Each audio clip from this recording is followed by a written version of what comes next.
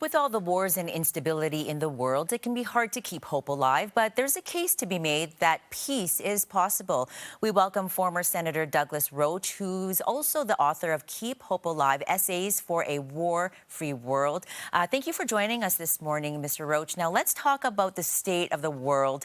The U.S. president has upset the world order. How is that impacting things? Well, thank you for having me. The the world has been upended. Trump has accelerated this because there's so much change going on in the world, and the upending of international law has been very serious deterioration in international relations. And so there's a great deal of upset, and we need to have a realignment of countries today, and that is already starting to take place. How do you think Canada should respond?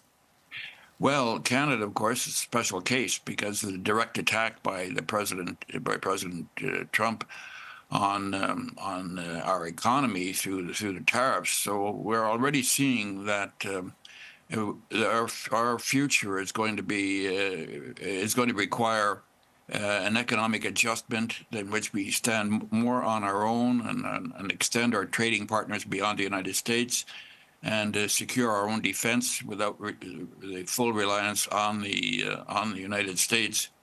In some ways, it can be said that Trump is inadvertently causing the rest of the countries to having been shaken up by the madness of his policies, forced them to look at themselves and say, we have to find a way to proceed in the world without so much reliance on the United States. And I think that we're going to have in Canada, especially now, a jolting in which we realize that our former best friends now have to be dealt with in a very business-like manner. And I think that's beginning to happen. So that's a source of hope in finding our own, regaining our own strength in Canada. What challenges does the current U.S. administration present to peace?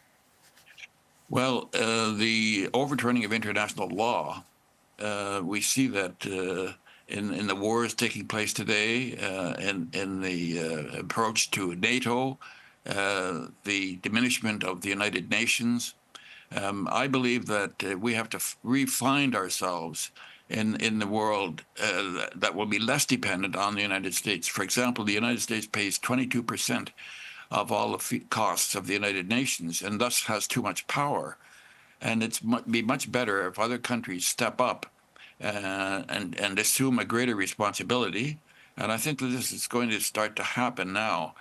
With respect to Canada, we have always played a strong role in the development of peace initiatives. We started peacekeeping, the International Criminal Court, the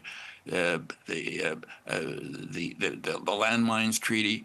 And so we have a history in Canada that we have to fall back on to find some strength and hope.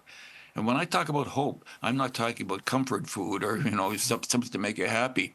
I'm talking about the energization of ourselves in finding the route to living together on this one planet that we now see so challenged.